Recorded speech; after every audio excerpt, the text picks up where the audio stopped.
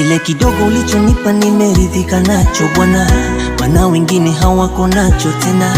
Umelinda safari ya maisha mpaka hapa nilipo, ndo maana kama nikisema nisishukuru, hakika kwako Mungu mimi nitakufuru. Maana wengine wako vitandani, hata hatima yao haijulikani.